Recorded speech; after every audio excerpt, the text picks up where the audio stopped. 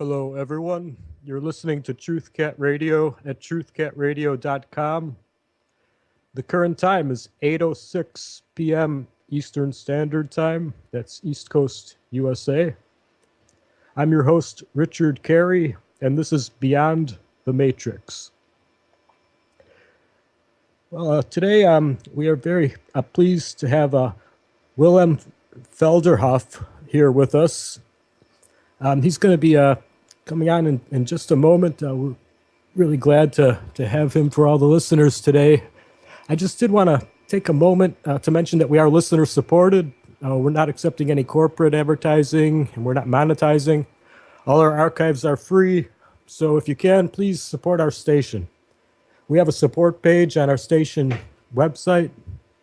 And that's URL www.truthcatradio.com. That's http :// You're so formal, I swear. Nobody says www.truthcatradio.com. Well, no. I know there's sometimes with or without the S, and sometimes I hate it when people don't do the www dot, but the http :// that's getting really technical. All right.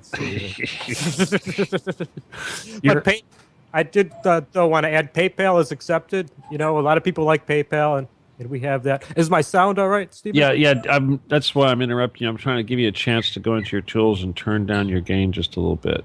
Okay, just a skosh, because we're getting a little, we're hearing a little electronic noise. So I think your gain's just a little bit high. But I know I hate to interrupt you. We should have done that earlier, but we're all over the place because everyone's different.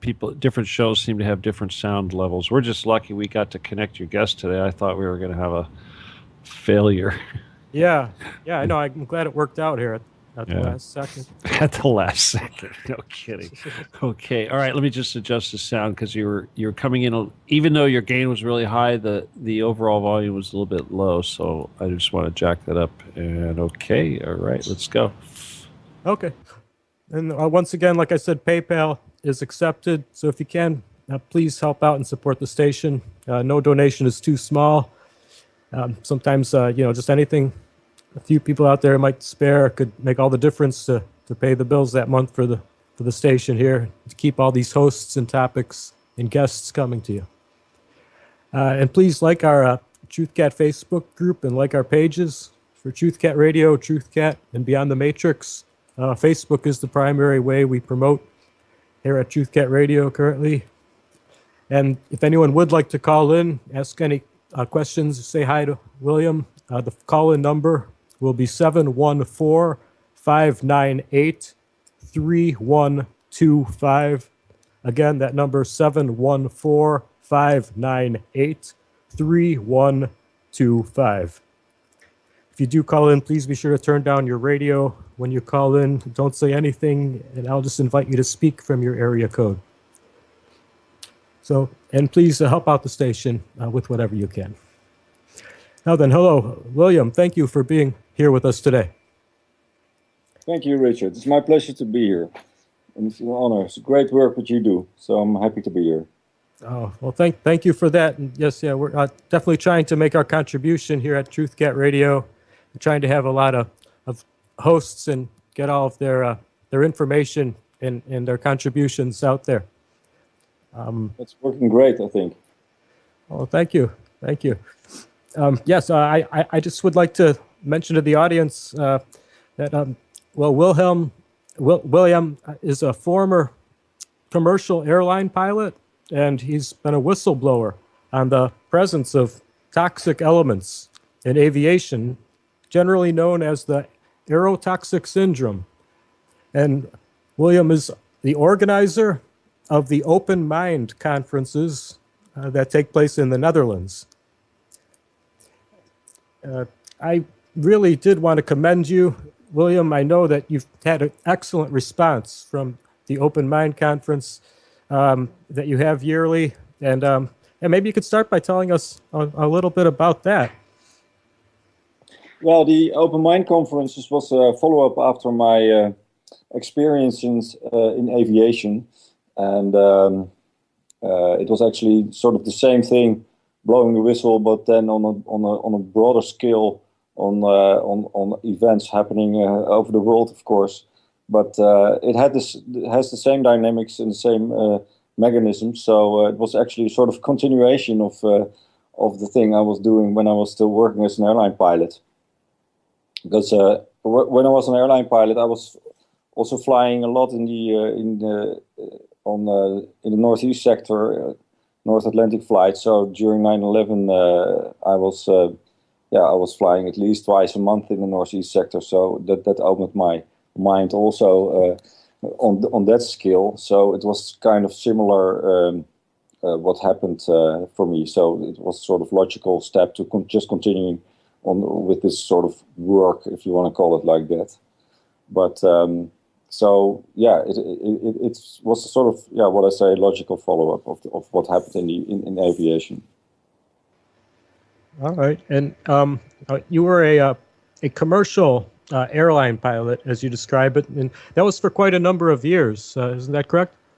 Yeah, that's correct. I started flying when in 1990, and I continued for like 25 years in total. And during it was always a sort of dream of mine to become a pilot. It took a while because after a lot of field operations and jobs and experiences, and I did the army before that. Went to the army, and then I started in 1990 to the School of Aviation, and then I started flying as a commercial airline pilot. And after a while, my health started deteriorating, so that caused problems, of course. And due to that, I don't fly anymore. So now I'm doing other things. Okay, and this was really what made you aware, I'd say, of a lot of the agendas that are kept hidden from us, I suppose is a good way to generalize it, which led to you starting these open mind conferences. Now, this geoengineering phenomena, a lot of people, have seen, conflicting sources of information. I know a lot of people have varying knowledge of it. Many people don't know anything about it, or they've just seen various information that they either see as conflicting or as just something that's too far out for them to believe. And I know that there's a lot of disinformation that's been put out there as well to make people not even want to come near this topic. In your experience, what would you say about that? Well, for me personally, it took a while before I became aware of the presence of this area, actually, the geoengineering, because the toxification in the aviation is twofold. The first is because of these aircraft design faults, which causes toxic fumes from the engine entering the cabin. And the other thing is, of course, the geoengineering today. So the exposure to toxic elements when flying is twofold. But I was focused on the first part in the aerotoxic syndrome, which is related to this aircraft design fault, which causes the exposure of nerve gas components other than the exposure to components due to the geoengineering, what's in the atmosphere. So when I became aware of geoengineering, that was not so, because my health was really, really bad and deteriorating. So I was really focused on that, and it's in the public domain as well. And then there was a lawsuit due to this and the whole whistleblower thing. So I was not really focused on geoengineering. So it was like, I think about 6-7 years ago that I really became aware of this aspect as well. And so yeah, and nowadays, today here I live in France, remote, but quite close to Toulouse Airport. That's the where the main base from Airbus is, and they do sort of test flying here in the region. And today was like really in the top 3 of spraying days. It was really horrific today. There was an Airbus was circling 360 circles flying over for a big part of the day, and it was really, well, it started with the blue sky this morning like always, and it was a really thick mist with fog. with all the consequences, of course, health, sore throat, and all these symptoms. So it's now so blatantly, and they steered it up, of course. The level is now you cannot ignore this. If you look at the sky for like 10 or 15 minutes, you just see it happening. So it's very difficult to ignore. So that has other reasons that people keep ignoring it. And a good example, actually, because I had a reunion like a year ago with some former colleague pilots, very experienced pilots all, and we were with like 10 of us with the class of School of Aviation, and we were in the area where the school was, and we were cycling in this area, and at the same moment the skies were really, yeah, it was ridiculous what was happening. Also 360, so I pointed at the sky. I said, "Listen, guys, you all know that this is completely unnatural. I mean, you know all the dynamics of cloud formation and what's happening." And they all looked to the sky, and they were just like, "Well, nobody saw it." And these are all pilots with 10,000 hour plus. And but then, like 3 weeks later, I got an email of one of these guys, and he said, "Well, Willem, you mentioned it. And I didn't see it back then, but I started looking at it, and now he sees it, and he's now also fully into it. So it takes a while for the mind to adapt this and to be open for it as well, of course. Then you come to this phenomenon of cognitive dissonance and all that before accepting this. So because it's so out of the box, but now today it isn't anymore. I think it's really a willful staying ignorant of it.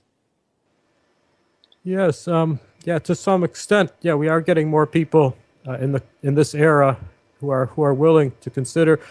Although, I mean, I must admit, I mean, in the independent media, you know, even a lot of people who try to have complete free speech and talk about everything, for the most part, will stay away from this topic. You know, they'll think it's one of those few topics that, you know, someone just seems like just very incredible or like just too far out there, for, you know, for the kind of news that this person will focus on. I mean, you know, just as one example, I mean, I'm just thinking of, you know, a couple that I will keep up with, and, you know, even if they'll keep up with politics and health and just diplomatic relations and everything related to, you know, lies from government, environment, economics, they'll stay away from this topic, some of them. But so I mean, it is one of the more difficult ones to move along, but it affects so many things. The more I look into it, the more it seems there is that one could attempt to research. It is. It is, and but the good thing, if you want to speak about good thing about this evil phenomena, but you can see it. So it's other than with electromagnetic radiation, which is also very bad and difficult and a huge problem. And they work together, but this geoengineering chemtrails, you really see it. So that makes it more easy because we're still so attached to this three-dimensional reality. So for people to interfere with their existing state of consciousness, it's more easy to when you see it really. So it's more difficult to ignore it, other than radiation, because you don't see it. It's even worse maybe for health, the consequences for health. But that makes it more possible to come out of this state of ignorance and state of fear. I mean, it's fear-based, of course, but because you see it, it's more difficult to ignore it. So maybe it helps to people to become more awake of what's happening. So that's the only good thing of it, I think. Yes, yeah, I noticed that. Well, people can start to get too used to things, might not even remember how things had been in the past. I thought this was a good enough topic to mention, you know, and associate with the interview as a whole. Yeah, I mean, I mentioned geoengineering and also bioengineering. It turns out there's a lot related to the bio engineering realm that is related to the geoengineering, and also I think bioengineering can also extend to just all the ways that life is shaped. That can even include propaganda, I think, which should sort of be akin to your broadening to the conference that you've been organizing now, the Open Mind Conference. Because engineering life is kind of a way that you could extend a lot of the manipulation, to define it with that broad a net. I did notice one quote of yours recently when I was looking up information for this, William. I don't know if you'd want to elaborate on it. It was from the Greater Picture, some website, and you're just mentioning the physics, related to contrails, what happens naturally. Because I don't think that people understand, perhaps even the physics of clouds and contrails, to understand, something that exists outside of either of those. It's not natural to a cloud and the conditions for that, or to a contrail. But in this quote, you're mentioning the jet engines and, the conditions necessary for a persistent contrail. I don't know. Could you describe a little of the physics, you're being a pilot, to the listeners, so that they can have a little more of that background? Even with 9/11, the engineers and architects, I think, have done a great contribution in a similar way. So perhaps you could, just explain to them more of everything that, that they are looking out for, and what should and shouldn't be there, basically. Yeah.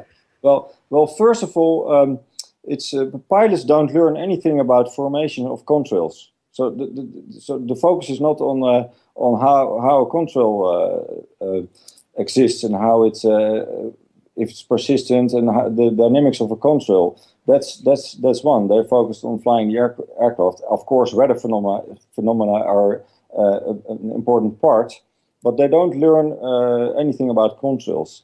But it's very simple, actually, because you need certain atmospheric conditions in order to have a contrail which stays persistent. And these atmospheric conditions are hardly there present. So these conditions are, for instance, that you have to have a relative humidity of at least 67%, like 70%. And you have to have a temperature which is minus 40 degrees a minimum. So, and these conditions are hardly ever present, especially on higher altitudes, because it's much drier there. So there needs to be an extra element which causes the contrails to be persistent, and that is the presence of particulates. So otherwise you just have this condensation and it disappears very quickly. But because you have these particulates, and nowadays the atmosphere is just filled with it, it's a plasma, literally. So that's why you see they stay persistent. Otherwise, it couldn't be possible. That there must be an extra element, and that is the additional aspect of particulates. But if I tell to people as a pilot or other people speak out who are experts, it's the same with 9/11, because during 9/11 I was flying as an instructor pilot. I was training new pilots in the Northeast sector when 9/11 happened. So I was a specialist, especially on the procedures of emergency procedures, hijacking procedures, interception procedures. So flight technically and flight operationally, you could consider me as an expert, but people won't accept it from me. But they will only accept it when they see it on television, or when an authority in their eyes comes with it. So if it's in the mainstream media, then they will accept it. That's whatever evidence you bring in, they have difficulties with accepting it because they don't see me as an authority.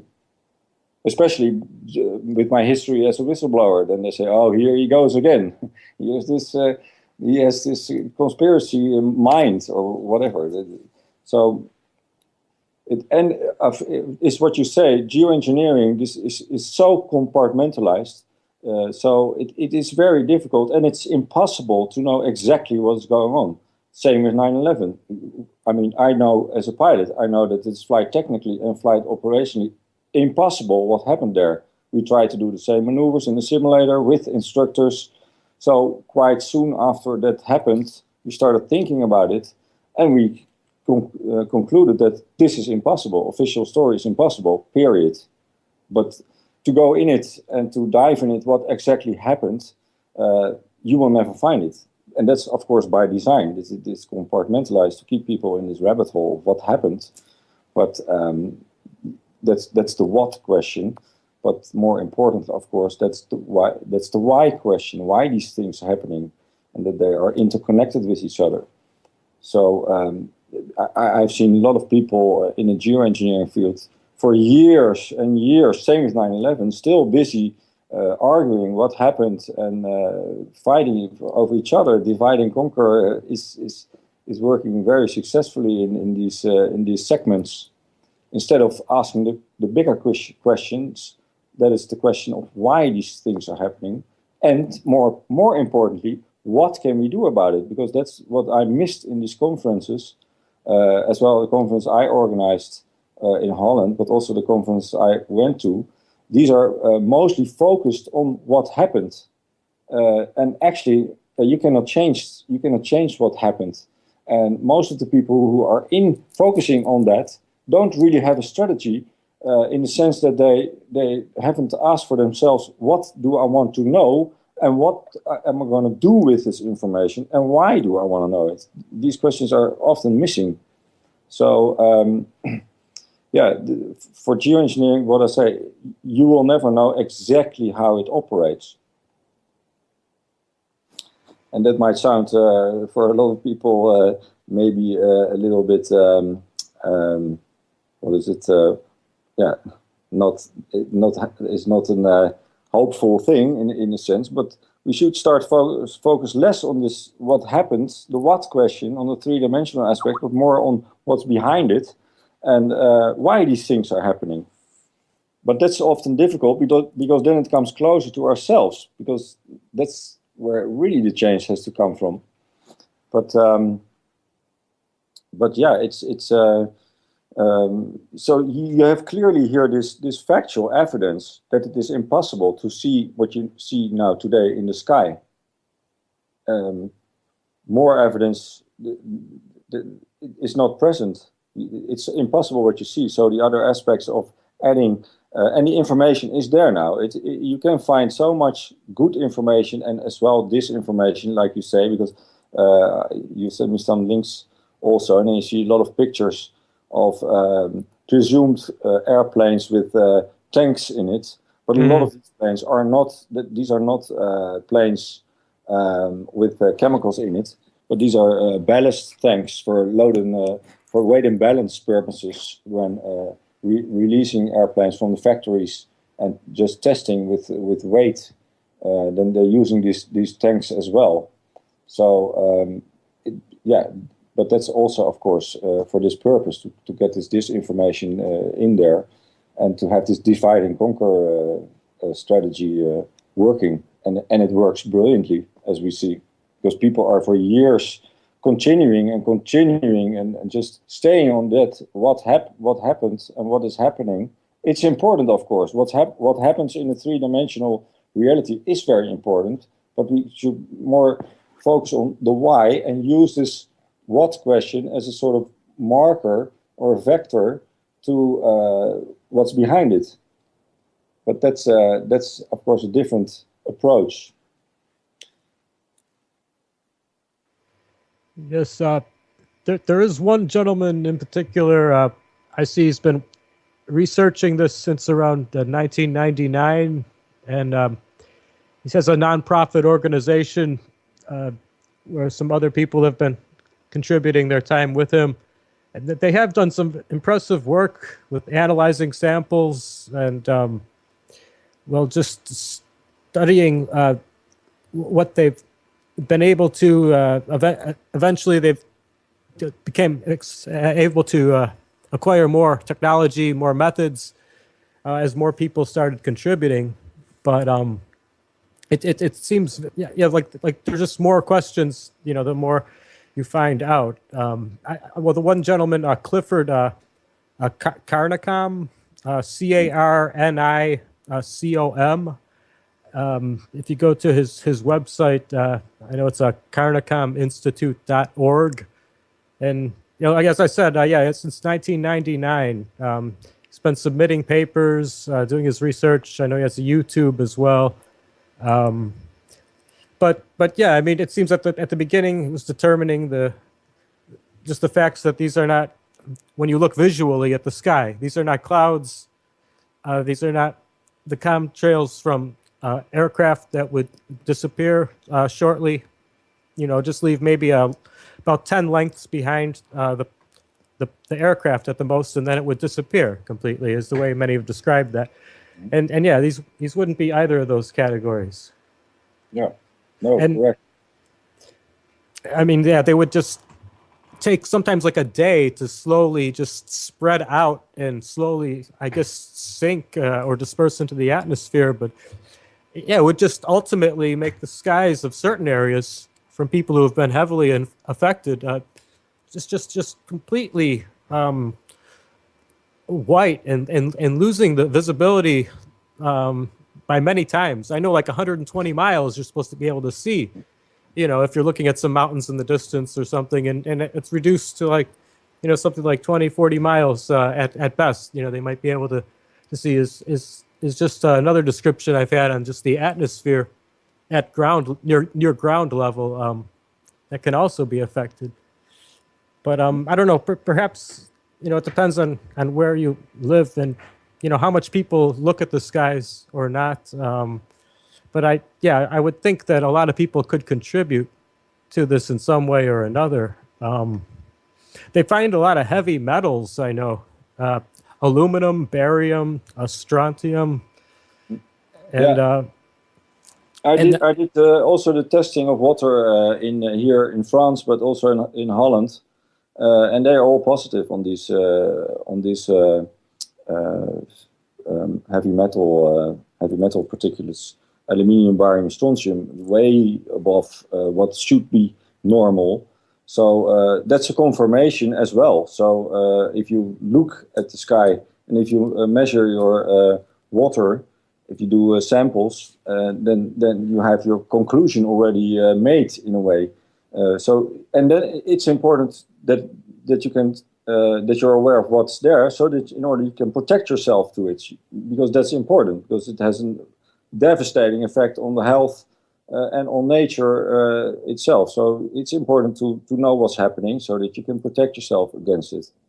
I was in Asia 3 months in the dry season in November and December, and I didn't see a blue sky one day. For 2.5 months, the sky was white with ridiculous spraying, and nobody, including the tourists, were aware of it. Not that I spoke with all the tourists, but nobody talked about it. We were talking about it daily. Look at it, but it was really amazing. So it's like it's really everywhere on the planet today, and they have refined this technology to such an imaginable level that because they have been doing testing, experimenting with these technologies for 100 years like that. First in the ionosphere in the 50s, 60s, and now they have just lowered the ionosphere, which is now the atmosphere, and they doing actually the same now here in the atmosphere, because it's a plasma. We have to really realize that we don't look at the sky anymore. We look at the sky, but it is really a plasma nowadays. Also, when it's sort of blue, the particulates are there, because it's not only military flights with tanker flights with spraying. It's really embedded in the fuel, and since they have now centralized fuel distribution, it's all military, and the additives in GP8 fuel, because that's what's mostly used nowadays, is classified, the additives in GP8 fuel. So that will be very interesting to have a GP8 sample and have that tested, what's in there. I know it. it has a lot of devastating effects to the environments. It affects the pH levels, so the plants can't take up the nutrients properly. Aside from the metals in the atmosphere, I know that there's a higher account of ionization, just the amount of electrons. I think it's been roughly described as in making the the upper levels of the atmosphere more electrically charged. And I don't know. It's been suggested that this is a way that one could direct energy to any place they would want. This could have the interest of the military for things like that.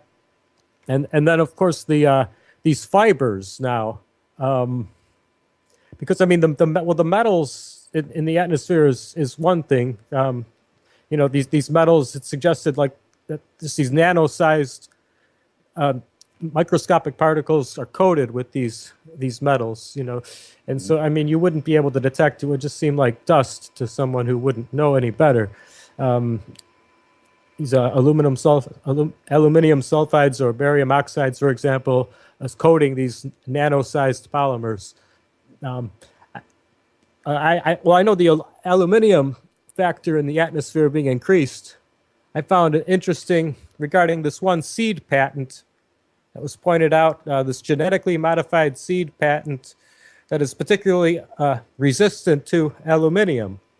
Yeah. So it was in let's see, 2009. I have the patent number here and everything and who it went to.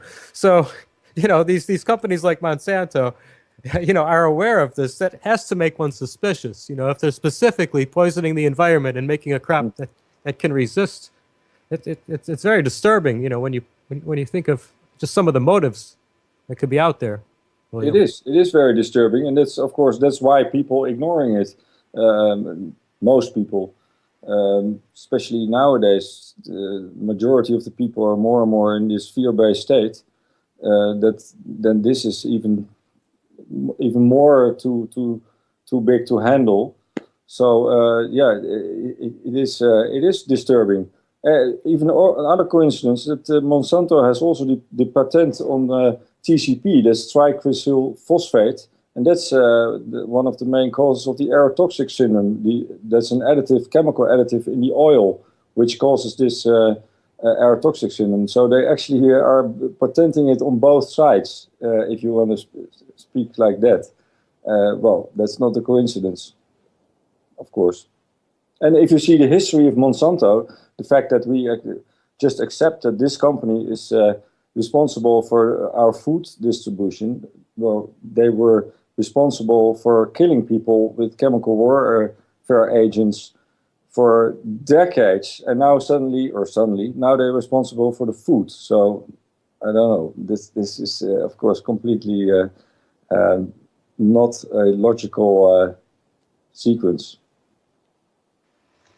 Yes, it seems they keep trying to hide different sort of benefits for the GMO companies. Like I know in the TPP and TTIP, they were trying to have a lot of laws hidden in there to force people onto GMO. And every time a country will back out and this country will back out. Now I know they're trying to repackage it with a different name and make it seem like a completely different bill they're trying to pass. But they're still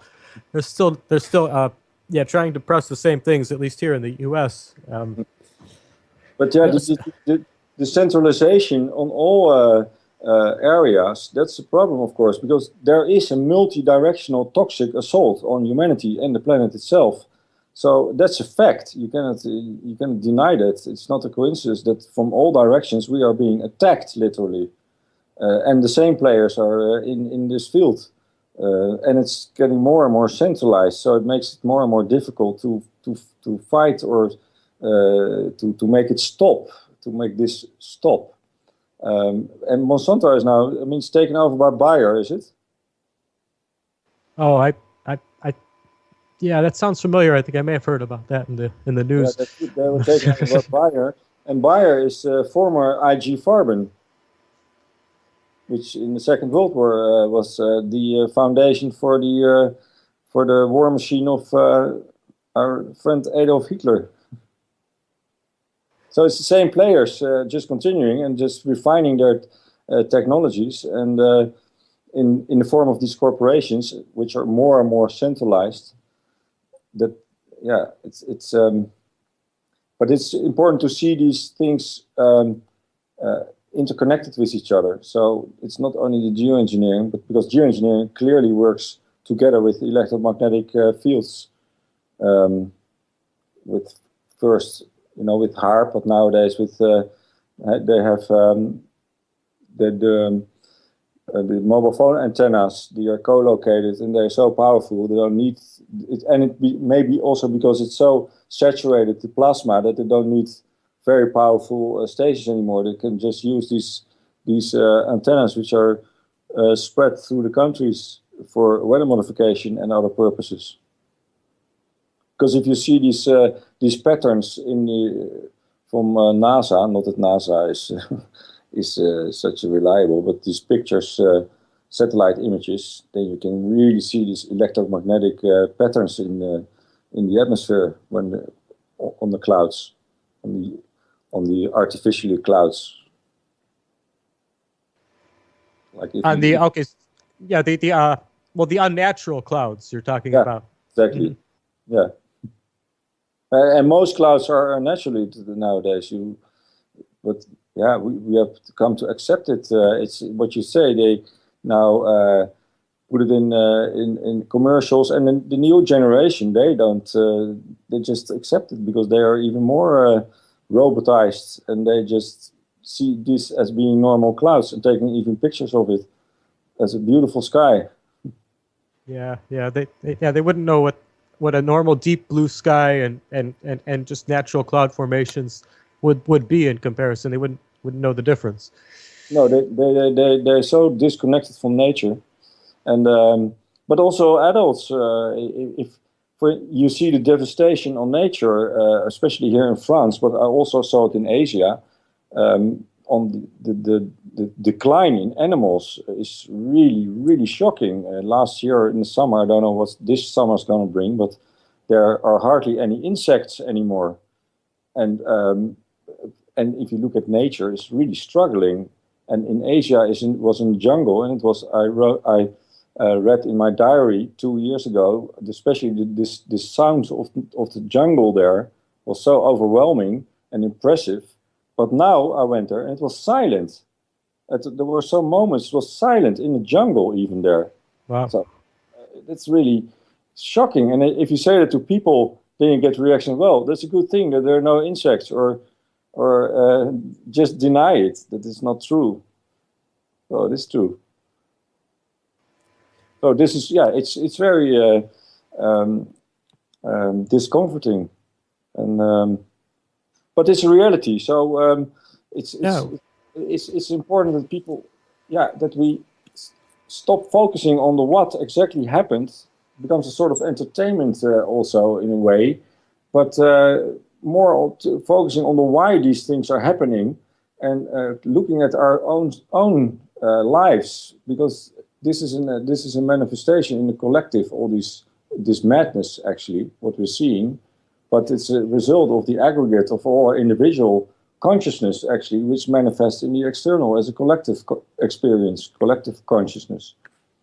But often, that's why people avoid this why question, because then it becomes personal, and then you have to take responsibility, and you have to change your own things. And that's often what people find difficult. Well, as you brought up 9/11 earlier, that's a perfect example of that. If people were to start looking more at the why rather than just the what that happened, why this happened, the motives behind it, looking past any propaganda or scapegoats, considering all the possibilities, that there are a lot of places they just wouldn't want to look. Like you mentioned, the fear is, I think, what keeps a lot of people in the dark from a lot of these realities. Exactly. And it's fear, because if I speak with pilots and I point to the sky, and they don't see it, because then their bubble of illusion, and they're attached to that, so they don't see it, because then they have to let that go. Their whole sense of reality or what they base their reality on falls apart. So underneath there is fear. But the problem of that is that the more we operate from fear, the more we will see this madness in the external. That's a natural law. If we operate from fear, we will see more control because we need control, but that will manifest in the external. So that's why it's so crucial to come out of this fear. And I don't really see that happening.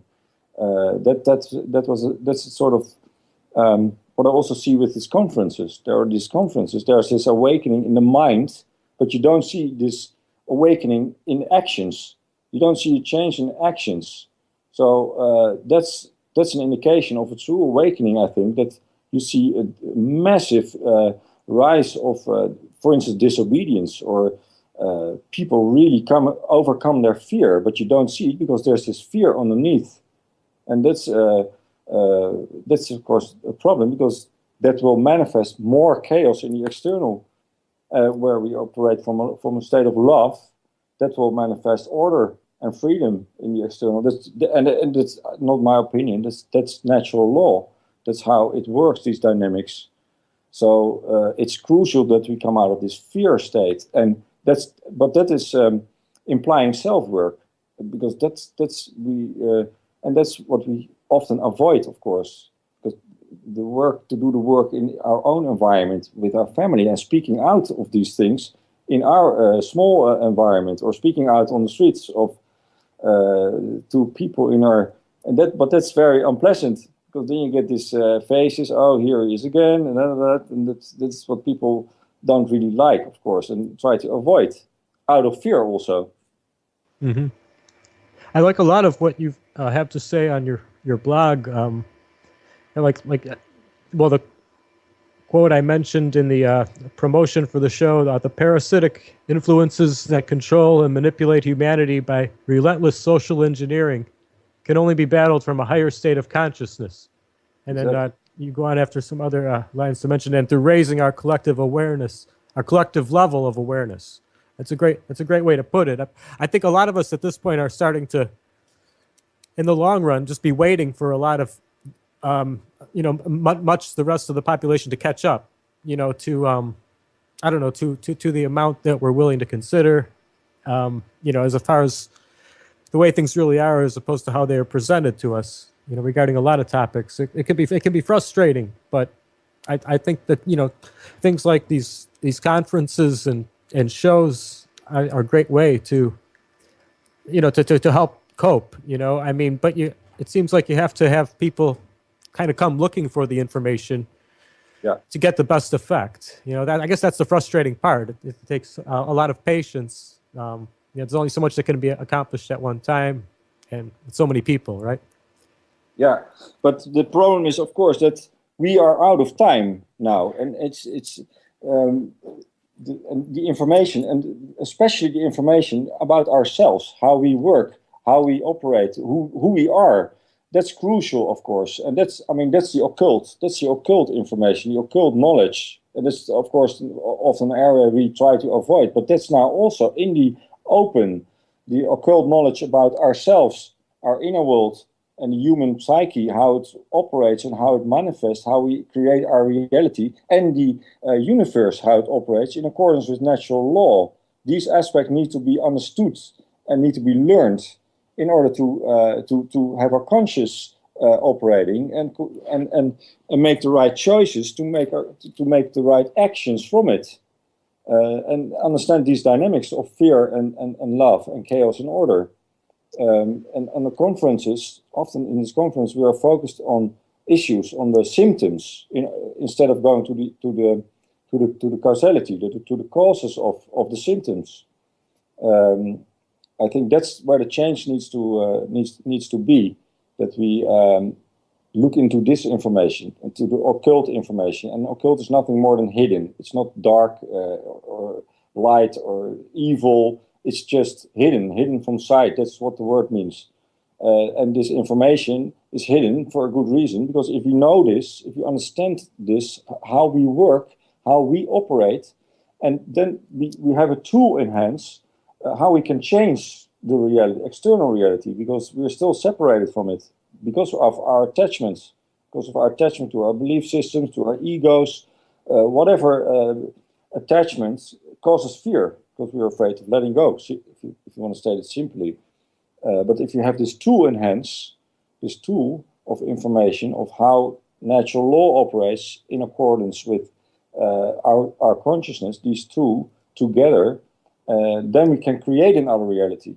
But instead of just focusing on the symptoms, on the three-dimensional reality. But that's our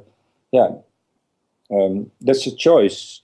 But this is also in the open now. But that's why this tsunami of information is coming. And you see now with, for instance, this Trump thing or flat Earth, or people lose their minds over it, and still focusing on the external, what happened.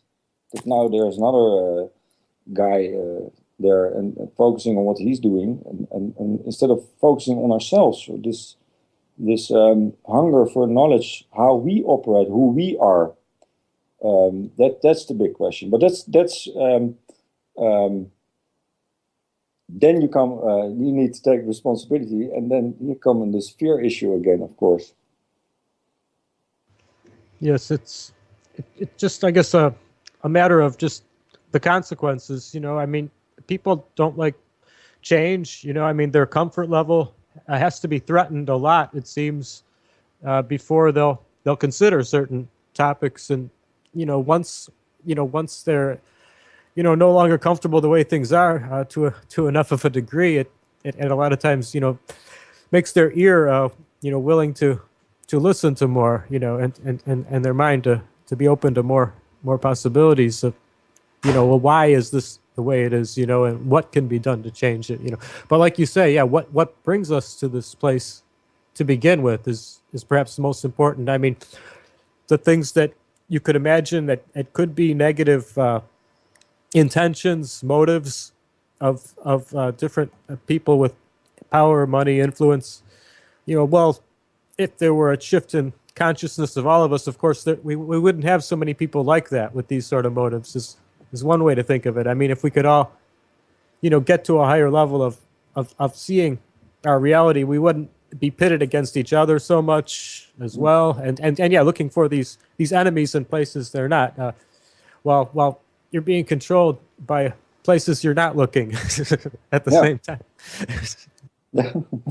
Yeah, but that's true. But if we get our consciousness in unity, that our thoughts, our emotions, and our actions are in line with each other, then we operate from a state of unity consciousness, and that will change, because then you have a state of sovereignty, internal sovereignty, and that will result in freedom and order. But now we see more control and chaos actually rising. That has a cause. There's an underlying cause for that, and of course that's the fear. That's the underlying fear, and that's why they keep us in fear more and more and more, because that will manifest as more chaos in the external, because the need for control is there due to that fear.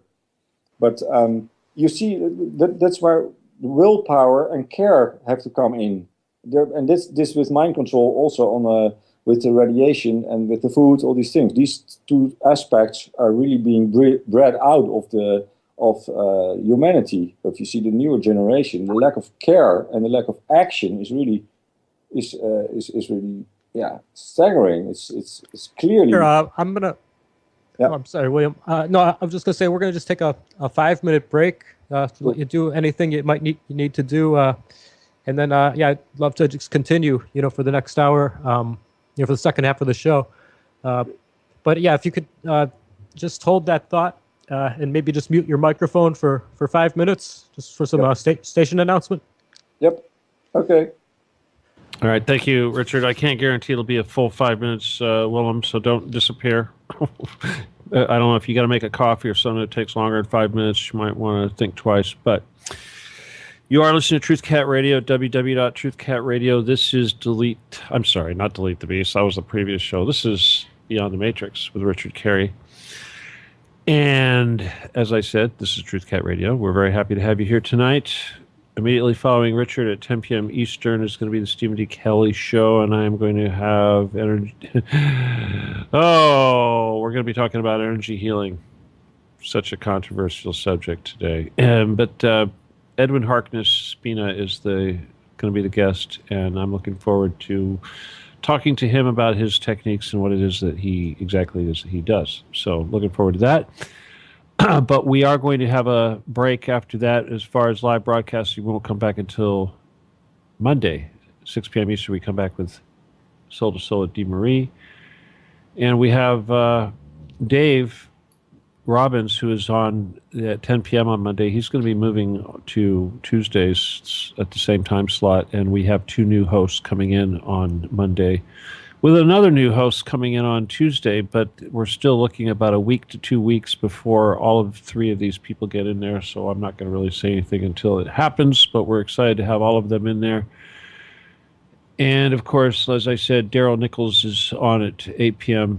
on Tuesday, and he did a special show today with Sean David Morton, and that was kind of a historic event if you understand the politics of all that.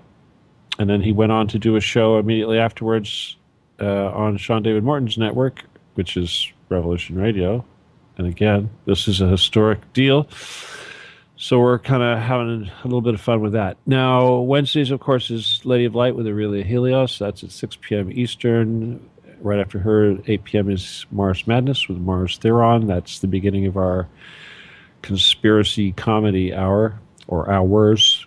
Day, actually. Wednesday is devoted to that, except for Aurelia, of course. And then Freedom of Joyce with Terry Joyce is up after Mars, and that's at 10 p.m. Eastern, which brings us back to today.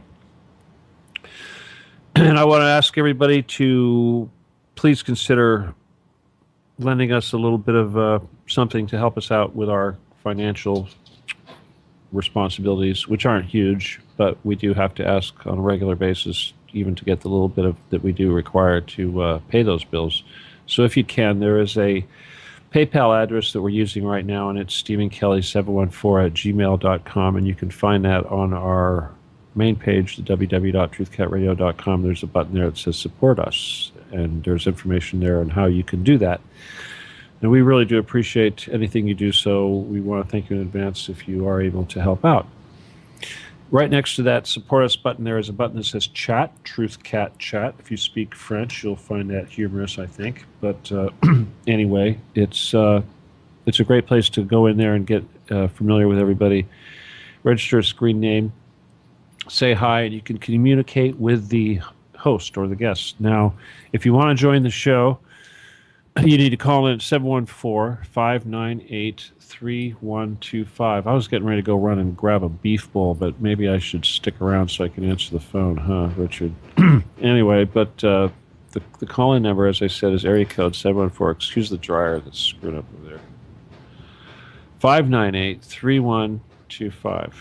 And if you need to join us via Skype, the connection is Stephen D. Kelly, and you need to say that you need to join the program. All right? I'm going to let you go at that. All right, Richard, go for it. Okay. Thank you. Welcome back, everyone. This is Beyond the Matrix with Richard Kary. And as Stephen said, please help out Truth Cat Radio if you can at our support page. And we do accept PayPal as the method, which is quite a secure means. A lot of people do like that. And any little bit, like I said, can help and sometimes make or break the month. So please donate what you can to keep everything going here with all our great guests and great information we're trying to get out to everyone. William, hello. Are you back? Yeah, I'm back. I'm here. I'm still here. Excellent. Yeah. Yes, I'm sorry. I didn't mean to cut you off earlier. We just wanted to give us you and I a break and do a few announcements. You were mentioning some other interesting topics, though. But I mean, just to recap for the listeners first. Well, I don't know. Perhaps one of the earliest events that got you thinking about a lot of these things was, what you saw at the 9/11 incident and what followed, all the reactions and claims. Like you said, you knew a lot of emergency procedures, and from your experience as a commercial pilot, and just as a lot of things just weren't going, according to the book. The way people would react to a lot of things you were pointing out.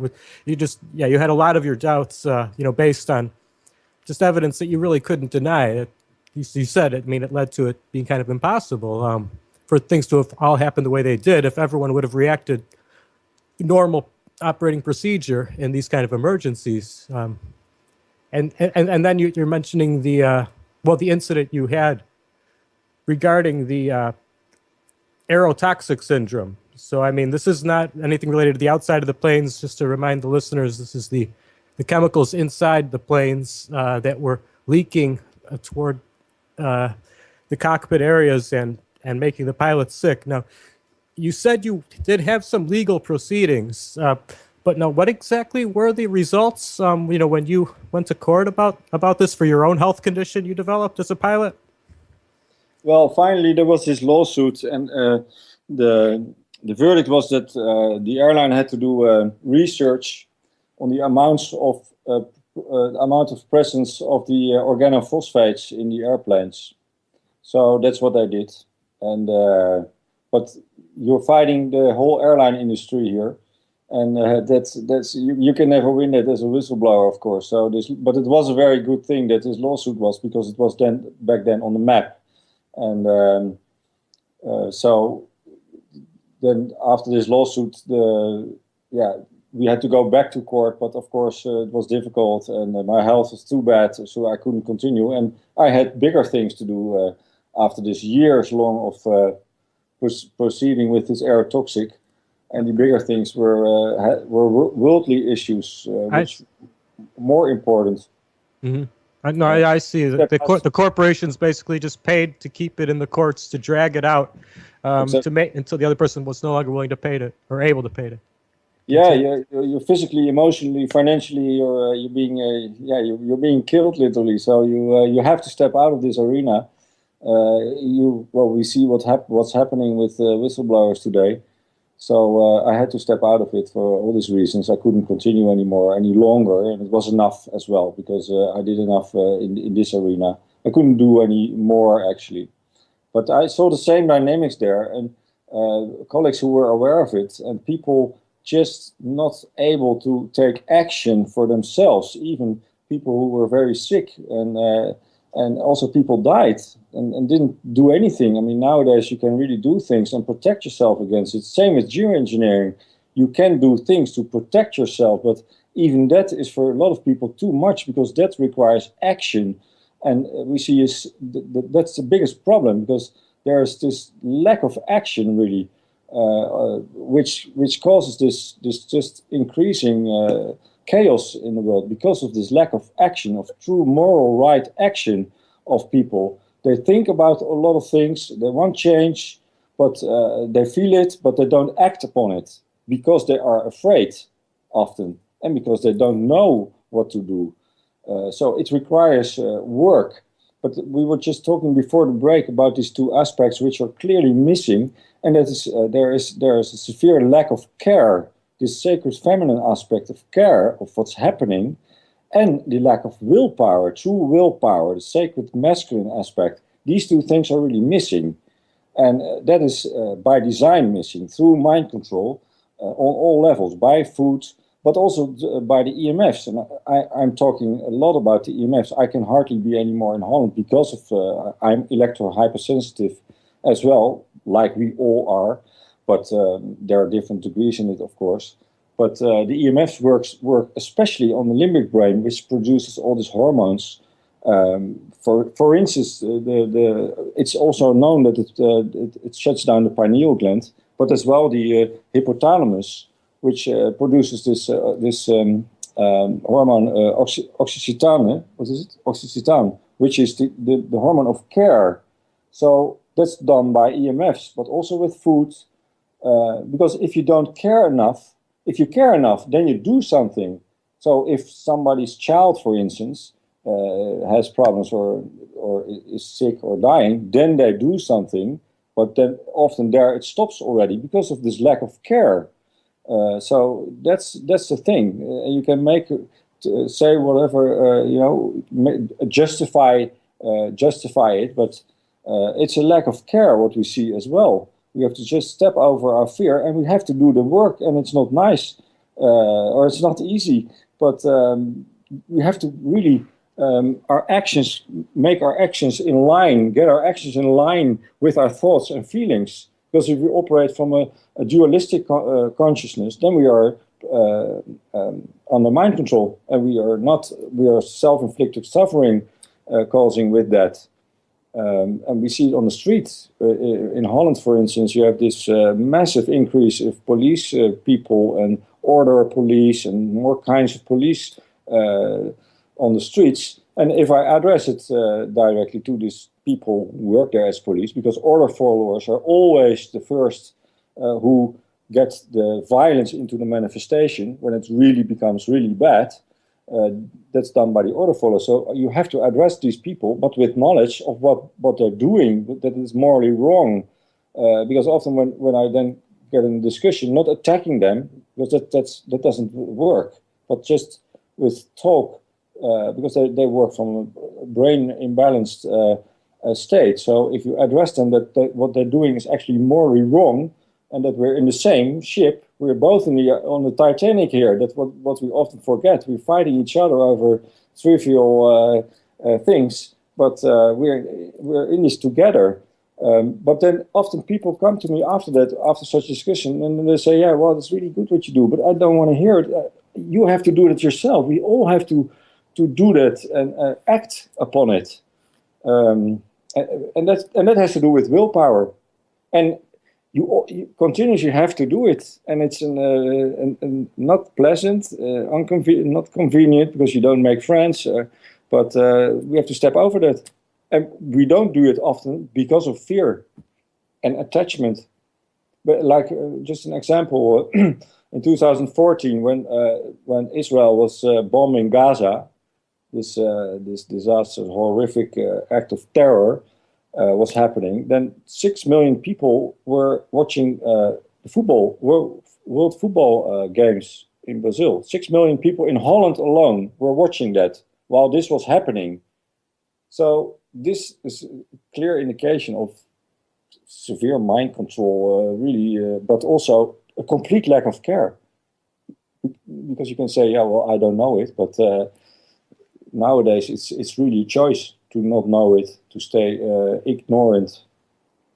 But so, and we have to entrain this care, this feminine aspect of care, which we all have in ourselves, in order to apply willpower to act upon it. It doesn't happen overnight, but we have to just continue to do it. Otherwise, we just continue on this path of more slavery and chaos. Yes. You say you're living in France currently, but I mean you're originally a Dutch citizen. I mean, I noticed on your website you have some pretty strong words to say about the Netherlands. Yeah. I mean, you mentioned it's no longer a sovereign country. It's hijacked, occupied by imperialistic forces with dark agendas, and well, I mean, you go on to say that the Netherlands serves as the legal capital for a totalitarian and satanic New World Order. Yes. So, I mean, yeah, that's pretty extreme. I mean, I don't know. You see a little bit of this creeping in everywhere, though, right? I mean, you know, in Europe and America, I mean, a lot of the influences of just social engineering. I think you mentioned that's a good general term for a lot of this, right? Yes, social engineering, mind control, and Holland. It's interesting to see because we have different manifestations of this. For example, this royal family, which is there, which is embodiment what is wrong in this world, literally. That certain people are above and more. What do you call it? They are above their own man-made law, which is completely an illusion, and they are above it, and they are because they have certain genes, and because of that they have access to all the resources. And if you see their history, it's bloodier than anything really. The history of the Dutch elite and the British elite, of course, but for Holland. But we accept this in Holland. and that makes it interesting. The same with geoengineering. You see the chemtrails, you can see it, and this royal family as well. It's a manifestation in the three-dimensional realm. You can see it, and if you use your brain, your neocortex, and you just see it, then you can, and you apply your moral compass, your conscious, then you can only come to the conclusion that this is really morally wrong. And then you have to care about it and have the willpower to do something about it, and not throwing stones at their palaces, but talk about it, express it, and look at the why we accept this, because nobody would accept this if they had a choice before we would come here on this world with the two choices. What do you want for kind of world? A world where everybody is subject to natural law, same rights, same law, and there's no hierarchy?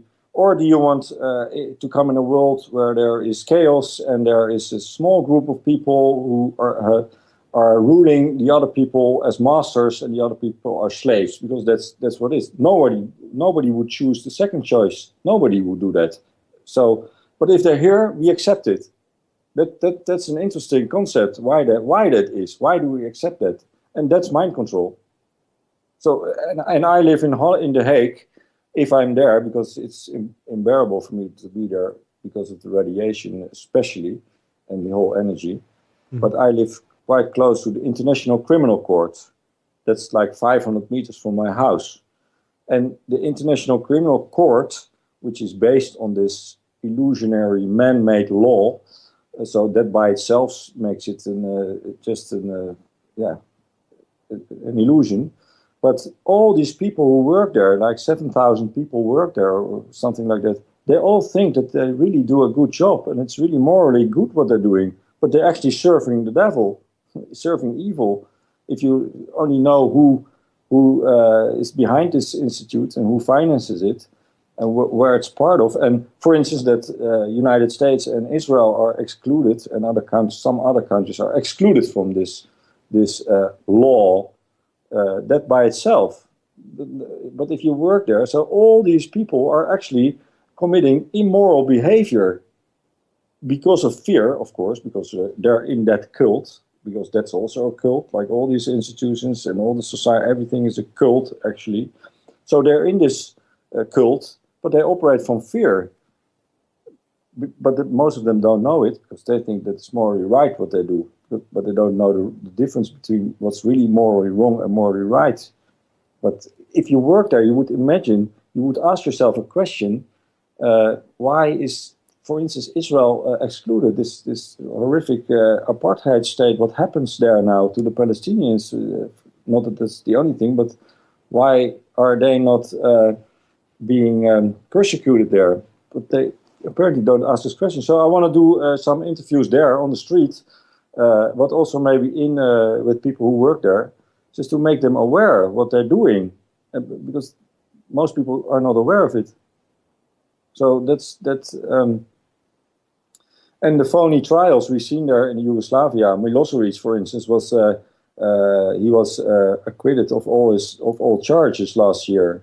Slobodan Milosevic, he was demonized for years as the new Hitler and everything, and he was killed in the Scheveningen prison, which is 500 meters to the other direction in The Hague. And now he was acquitted, and nobody speaks about it. Well, that's a clear indication of a total lack of care, and that's immoral, and that will result in more chaos. That behavior, that's a natural law.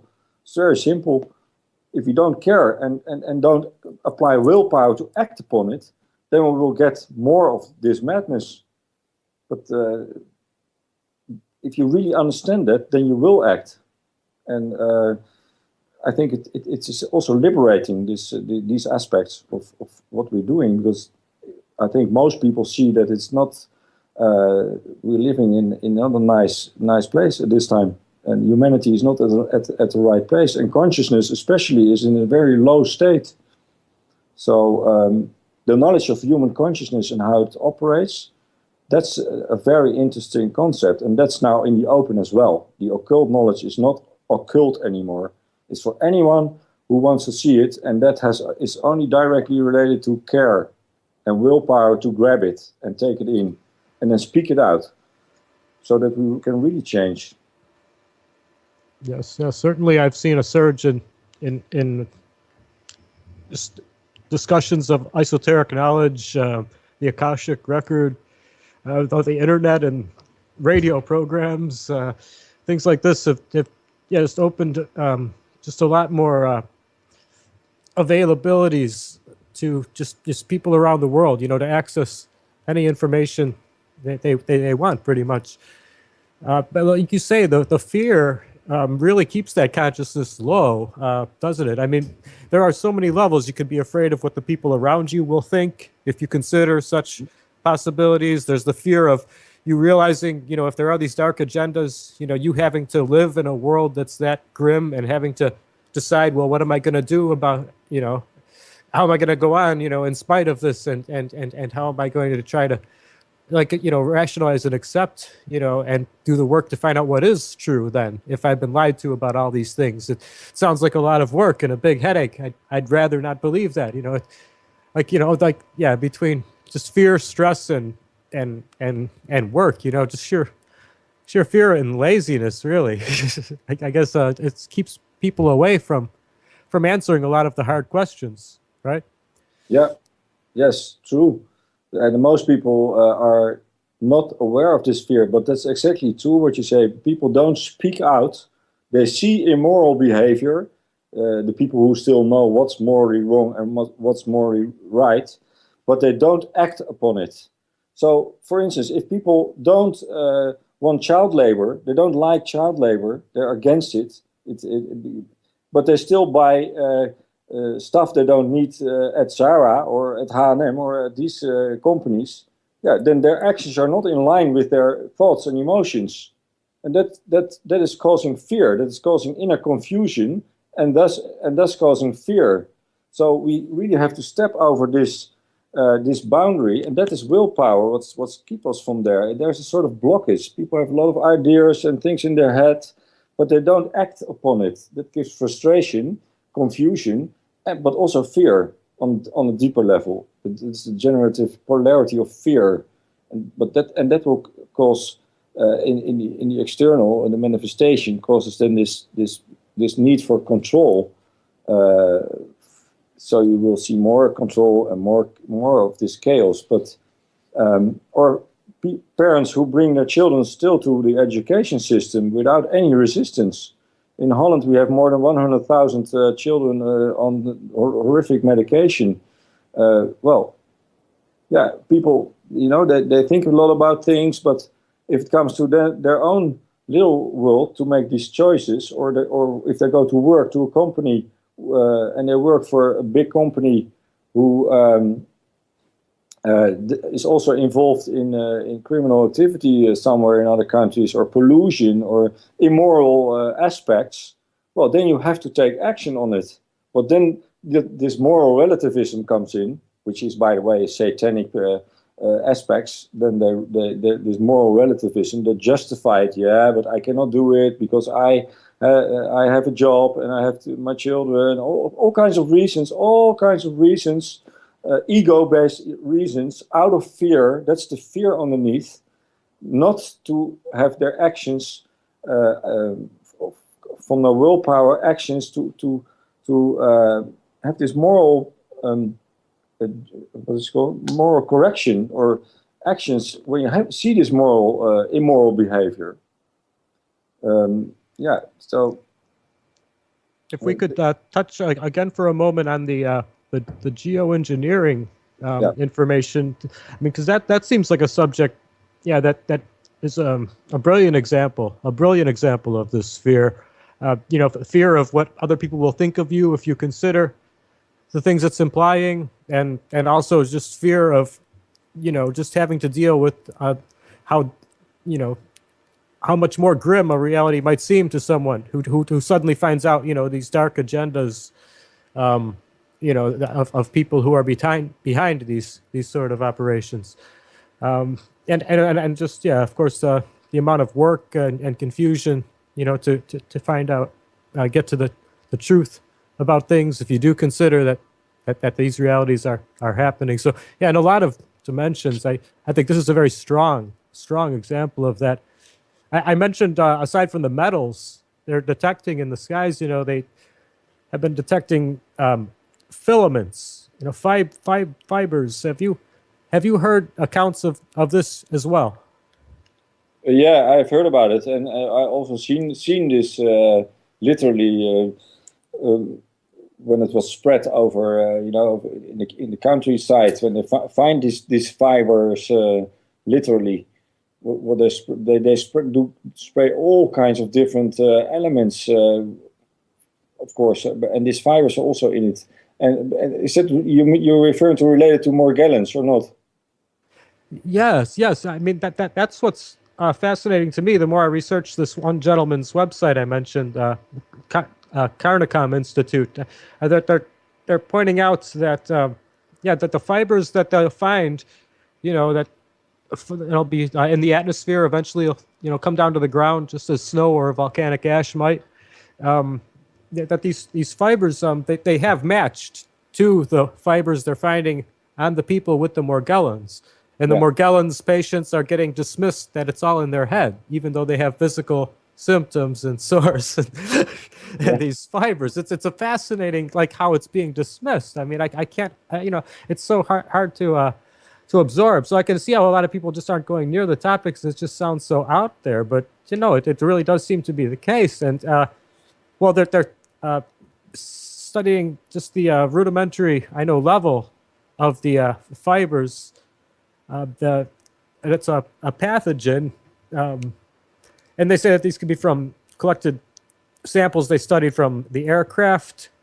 Like once it lands, that I guess is still on it, or from different HEPA filters that they either had up there with it, or in other areas, or just from different parts of the environment, like you mentioned, just all on the ground in places where it was heavily affected in the atmosphere.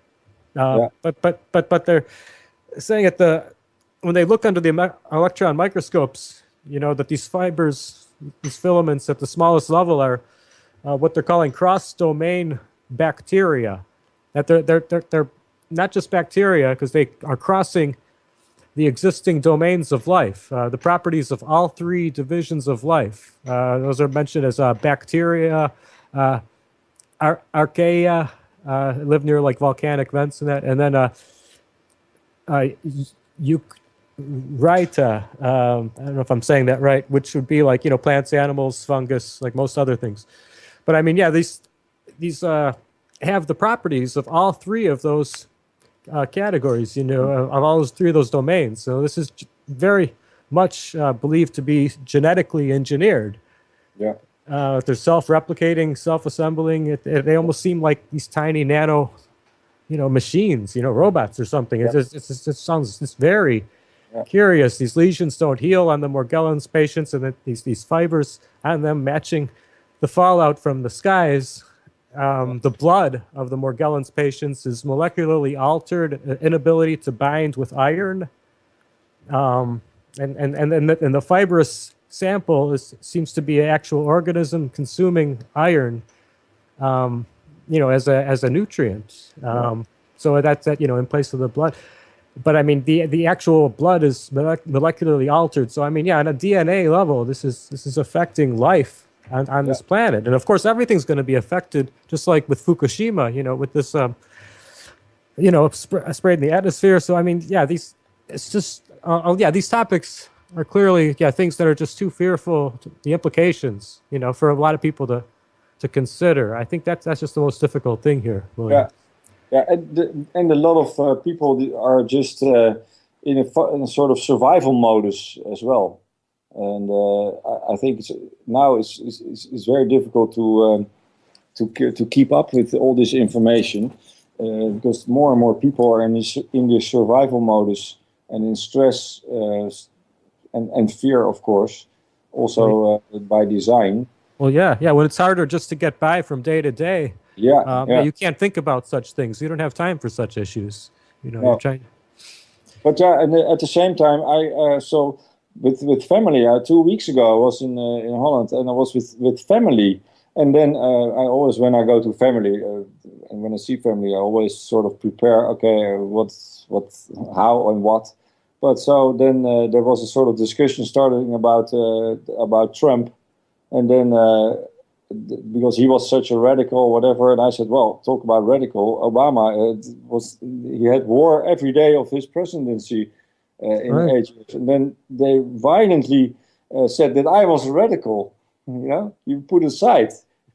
So it's the same with this. If I point to the sky, and then people, often they just close themselves for it. They just ignore it. By the way, just to continue what you're just saying of this virus, because I find the work of Harold Kaus-Vella very good. What he has a document, and that is the chemistry in contrails. It's very interesting. If you can find it online, you put it online. It's a study, and it's also about Morgellons. Okay, excellent. Yeah, it's a very good one. He goes very deep in it, and he also the history, but also he goes deep in Morgellons. He has a lot of solutions for what you can do about Morgellons and all these things. He goes also into the black goo. But it's a very good document, the chemistry of contrails. All right, excellent. Yeah, no, thank you. Yeah, for all the listeners, definitely check that out as well.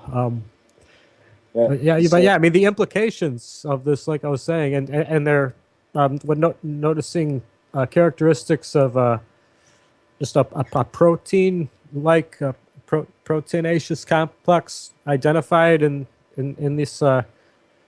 These organisms, when they examine them at the smallest level. So I mean, just like all the building blocks of a what seems like a genetically engineered life form, and I don't know, both that and potential military implications. Military, I know, like light wave radar is suggested as well with the ionization of the atmosphere. That and that these fibers could possibly be to detect all of us and to monitor all of us with this LiDAR, this light wave radar. So I mean, I don't know if could be military applications or trying to change the biology of the planet. But I mean, when people who are actually showing sores from this, aren't able to absorb iron in the blood, that's pretty serious. Just the implications of what people could be doing to the planet. I mean, surely you've heard all sorts of theories and conjectures from different people you've encountered by now with all the places you visited and conferences, speaking at events. But I mean, I don't know. I mean, what is your take, on the agendas behind so much of this? Because we're attacked by so many things, I mean, between the EMF and just all these chemicals coming from the atmosphere, and then the GMOs and other products with toxins. Well, I think it's in the end it's all about control, and I mean they use it they apply it for different reasons, but in the end it's for control, I think. And I mean it's blatantly clear that there is a depopulation agenda at work here.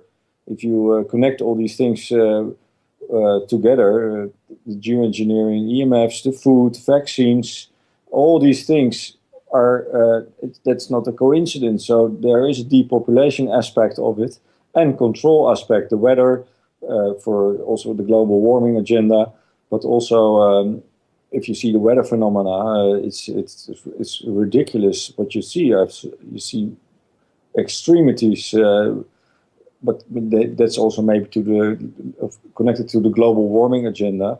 But in the end, it's for control and to manipulate or depopulate and control the planet and the people, because that's what these people, these social engineers or dark occultists, these rulers who think they're rulers' powers that would be want. They want more control. They want total control, and that's the agenda. So these operations are part of it, these programs. And that's my take on it. That's the end agenda, is of course total control of this planet, humanity, everything, and with less people. Yeah, so Well, I mean, the war agendas are an important part of it. I mean, like you mentioned, Gaza, and that is, I think, a good example, that is worth citing, again and again, because I mean, Israel does have a lot of control politically, and affects a lot of the war decisions. I mean, the Middle East, I mean, we've been in a constant state of war since like 1991, more or less, in the Middle East. With all these wars that we hear these justifications for, and it's not the people speaking, it's the government. But of course, everyone hates the people of the U.S. for what the government chooses to do, when they're in control. So I mean, I don't know, but yeah, I mean, a lot of the wars could be affected by outing a lot of the influences. But yeah, Israel is a strong influence in Washington regarding that regard. But I mean, yeah, clearly a lot of people on the planet want to depopulate for a lot of different reasons. With the geoengineering or with any of these agendas, there are quite a few different motives. It's pretty clear at the very least. There's not just one thing to search for or one guilty party to search for, but there are quite a few. There are many. That's fair enough to say. Yeah, and controlling the documents also clearly state that controlling the weather in 2025 or whatever, that's the document. That they used it also way before. Also in the Vietnam War, they did cloud seeding for years to have this terrestrial range over North Vietnam, and so it's going on very long. And to control the weather and space, they want to control control. Well, that comes clearly from a fear-based psychopathic mind, really. To have more control. People don't want this madness. People don't want it. So there are other forces behind it that clearly want this for more control. And we see more control madness manifesting. But if we change ourselves, then we might be able to see less of it. But that requires self-work, self-change. Well, yeah, you mentioned the Netherlands, like most other European countries. It's no longer a sovereign country, but is hijacked and occupied by imperialistic forces with dark agendas. All this is facilitated by corrupt puppet governments that are controlled by psychopathic elite. Yeah. I don't know. That does seem like part of the problem. I mean, the people who are drawn to power are so often these psychopathic tendency, sociopathic tendency type people. I mean, we need to take power away from a small amount of people, both economically and politically. And these people who have, these bankers who have such insane amounts of money and interest over the people and the currencies, that just has to stop with this higher consciousness that we're talking about.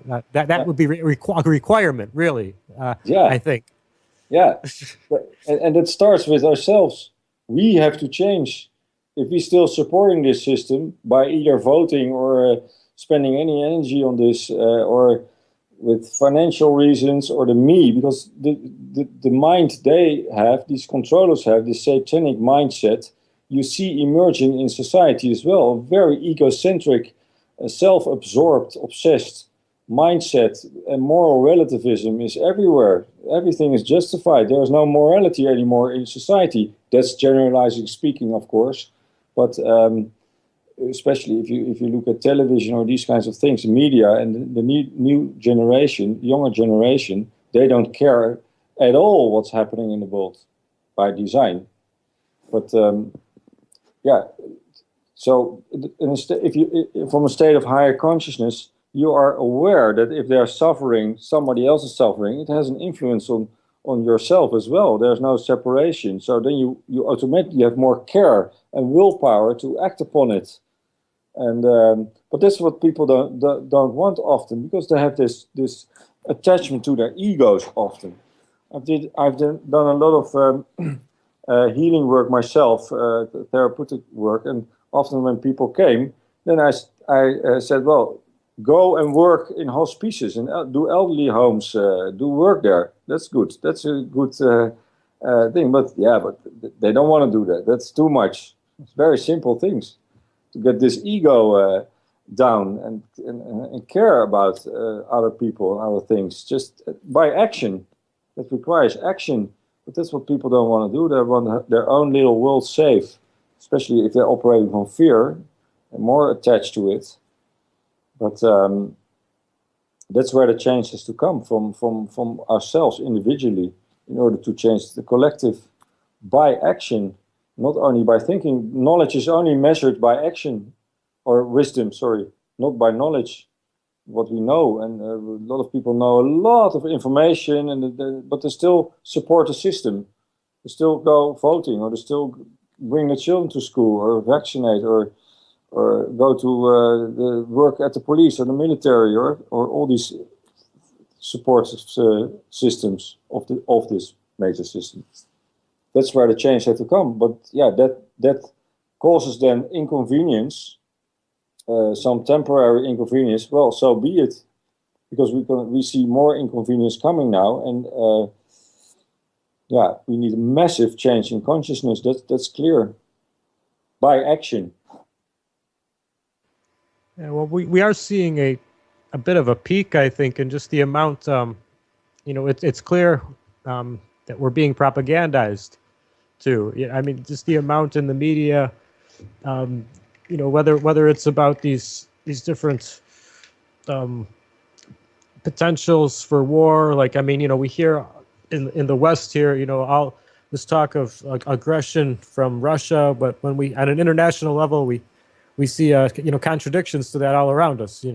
I mean, yeah. we have this presidency that just happened here with Trump, and it's just so clear that the media has been lying about so many things all along the way, and still are with him in office, regardless what people think of the man. The level that the press has shown, that they have vested interests in certain financial backers, owners, is just unprecedented in regards to this election season, I think. And well, just in Europe as well, regarding the EU, between the EU situation and so many countries wanting to leave that, and the migrant situation, and the amount of censorship of anything negative about immigrants, and just trying to keep any stories in the press that could reflect poorly on the immigration censored.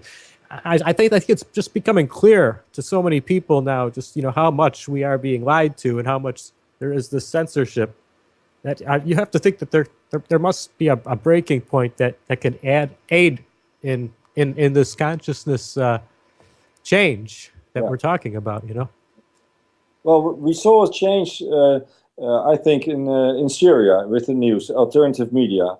It was so clearly clear what happened there, that the mainstream media was producing fake news around what happened in Aleppo and in Syria, by the work of brave journalists who were there in the alternative media.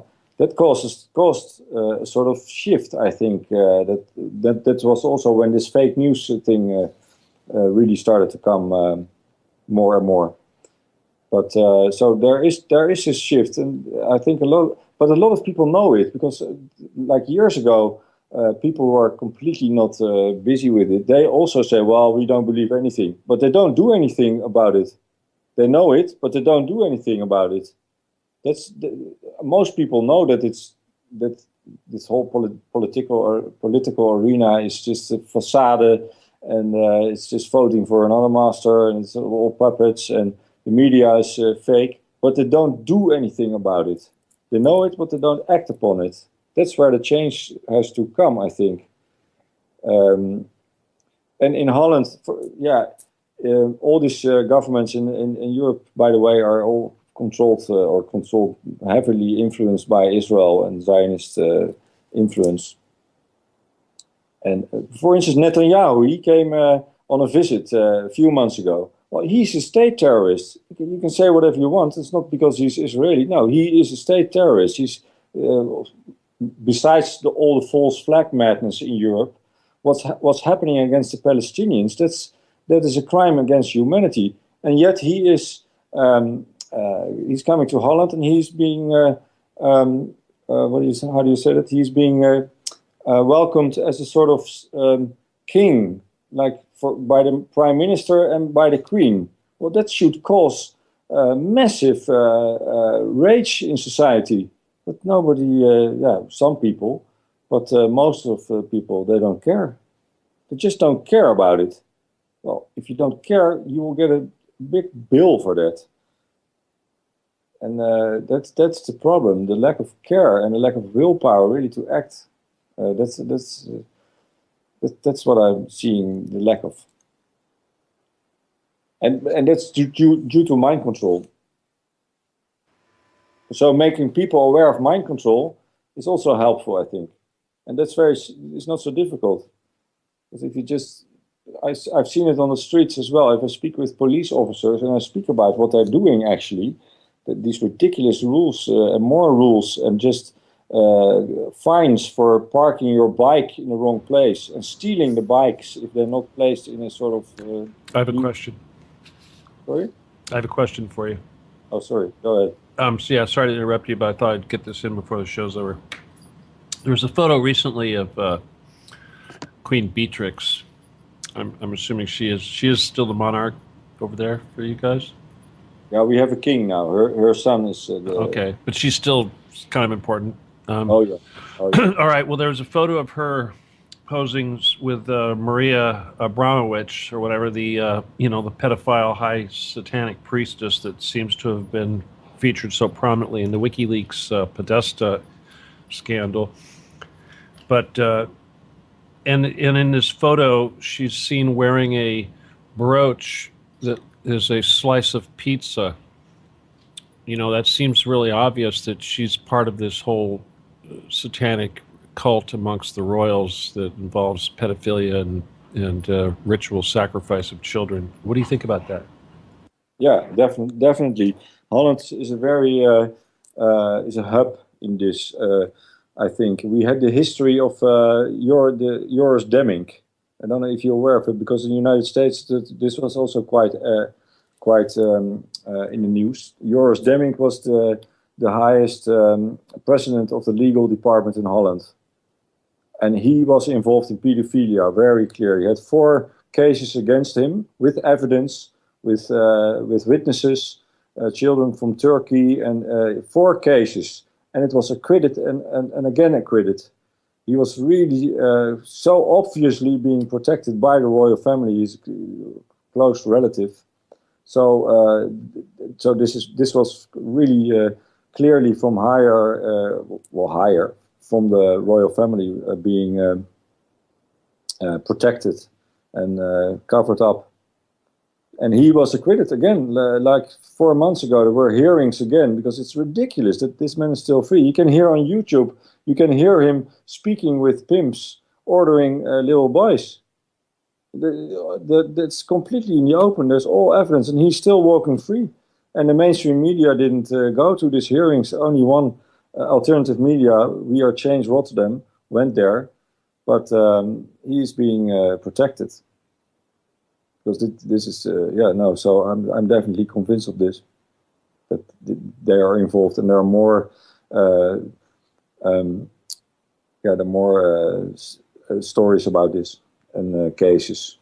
But Joris Demming, the Demming cover-up, that's really a big thing, because he's the highest man of the legal department. Well, they are very deeply involved, of course, the legal department in the pedophilia. Also with the Dutroux affair, the guy in Belgium. He was also he was arrested. He had these children in the cellar, and that was also interconnected with Holland. And the royal family is so much censored that, and we had this Pim Fortuyn. He was killed. I don't know if you remember that.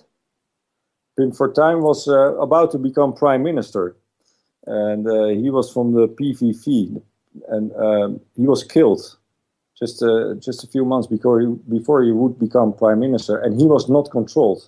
And one of the biggest points on his agenda was the royal family. Royal family and disarmament from the army were 2 of his major agenda points, and he was killed by a patsy. And now we have Geert Wilders back in place, but he's totally controlled. So the royal family is deeply, they are still very much in power, and especially Beatrix. Yeah.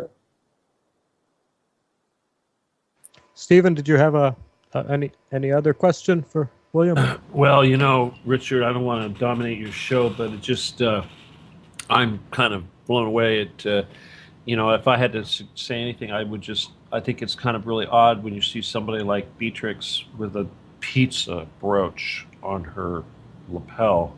It's like, really? Pizza? I didn't see that.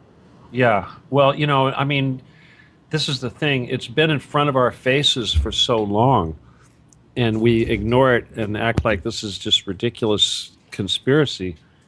But then when you see a woman like that of such high stature, you know that this is a woman that does not eat pizza. And she certainly would never wear a tacky brooch like that unless it was significant to this silly woman that she was standing next to in the photo, who we all know is a baby eater. Mm-hmm. So, yeah, it's diabolical. And, the Netherlands, you'd think it's not very significant geopolitically, but from an ancient standpoint, these royal families are so interconnected, and they all seem to be vampires at the least. They are, yes. And it's what you say. It's blatantly in our face. And if you say that to people, then people say, but no, they're so nice and they're only for ceremonial things. No, they aren't. Look at their friends.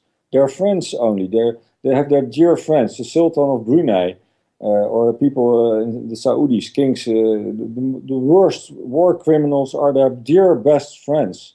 That says enough. They are complete psychopaths. So by the behavior, if you look at their behavior, it's ridiculous. Driving in golden carriages and having these friends and their history. Don't forget their history. What we as Holland did in our colonial history is disgusting. That is the worst. Our role in slavery, active slavery, we're still in a state of slavery, but what we did in Indonesia, for instance, it's horrific. It's horrific. And they are the main player of this. They are on top of the whole thing. So they're deeply involved in this in this nasty stuff. I'm done, Richard. We're running out of time, but I just want to let him know that he's welcome to return anytime. So. Okay. Yes. Yeah. Certainly. I agree. Yes, by all means. As well.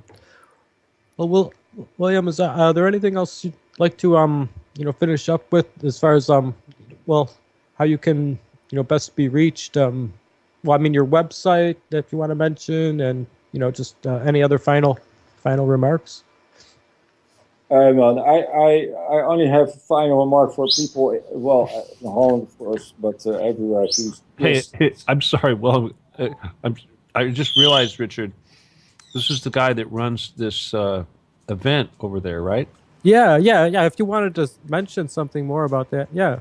I know. Stephen? It's just, Willem, we would love to be involved in any way that we can in your events. And obviously I don't speak Dutch, and none of us here do. But any way that we could be helpful, through Skype or something of this nature. Oh wow! We'd love to be involved. Oh, super, great! That's really good to hear. I don't know what I'm going to do on a conference level, but I'm going to do a lot of other works on the website dutchanarchy.com, podcast interviews, but also on the streets and also events. So that's really nice. I appreciate that very much. Well, if you can think of any creative ways that we can get involved and help out, or vice versa, collaborate. Yeah, collaborate. There you go. Yeah, great. We need that. Very good. I will think about that. At the very least, we can help promote each other on Facebook. Yes, let's do that. Okay. Go ahead, Richard. Okay, well, and I just wanted to point people to your website as well, William, for them to check it out. You mentioned the core elements of the website are mind control, natural law, and consciousness. Yes, I think that's these are the aspects which need to become more in the open and need to be more taken in by people, because with these two aspects, we can manifest real change most effectively, I think. And I refer to, see him as a sort of mentor, as Mark Passio. I really think he does really a great job on getting this great work out in the way he does it. So I encourage people to go to his website, What on Earth is Happening, as well, because that's very inspiring and empowering as well. All right, and just once again, your website, William, is DutchAnarchy.com. Yes, that's the name of my website. Okay, great. All right, well, thank you so much, and yes, we do look forward to you coming back, and yeah, if we can collaborate at all, with your conferences or your work on the web, Stephen and I, would love to help and collaborate. Oh, super! I really appreciate it, and it's the other way around the same. All right, well, great. Thank you very much. All right, well, we'll keep in touch and have a great evening. Thank you for being on the show. Okay, thank you. You too. Take good care. Bye-bye. Goodbye. Okay, everyone. Well, thank you for listening. Once again, this is Beyond the Matrix with Richard Kary, and that was Willem Felderhof. Well, please, if you can, donate to TruthCat Radio at truthcatradio.com. We have a PayPal. You got 3 minutes to kill. All right, Stephen, I thought you wanted me to kind of wrap up it's all early. We got 8 minutes before the top of the hour, so you got 3 minutes before the 5 minute mark. All right. Well, I don't know. I was just going to, mention the station and the schedule a bit. I know we got a lot of new people coming on. That sounds pretty exciting. Beef bowl in front of me, man. I got a couple bites left. I got to consume, before I have to start, doing that whole show thing. Oh yeah, no, I understand. But I really thought this show turned out quite well. I really enjoyed a lot of what William had to say. I think the listeners did as well. But yeah, everyone, if you could, please, help us out and keep everything going here with a donation at the donation page to support. Support page does accept PayPal, and it's a secure way. Any little bit you could, if everyone could just give just a tiny little bit of spare that they happen to have, give them a month or every few months. It could make all the difference. Sometimes with us barely paying the bills to keep things running here. We have a lot of great guests. I mean, the topics have amazed me from my show, from a lot of the other shows as well, and just all of these hosts have been just amazing that I've been working with here and proud to be a part of on the station. So yeah, please, we do need your help with this being completely listener supported to keep this going for everyone. So yeah, help out if you can. And coming up in just a few minutes, we're going to have Stephen D. Kelly with the Stephen D. Kelly Show. And special guest Edwin Harkness Spina. Edwin's coming up. We're going to talk about spirit energy clearing. Anyway, he's probably have some of his friends are listening right now. So shout out to those people. Anyway, Edwin, if you're listening, stand by. We'll be there in a minute. Excellent. Well, everyone stick around, and we're going to have to stay tuned in for that in just a couple of minutes here. So once again, this has been Beyond the Matrix with Richard Kary. See you again next time. Thank you for listening. Transcend the construct. Regards.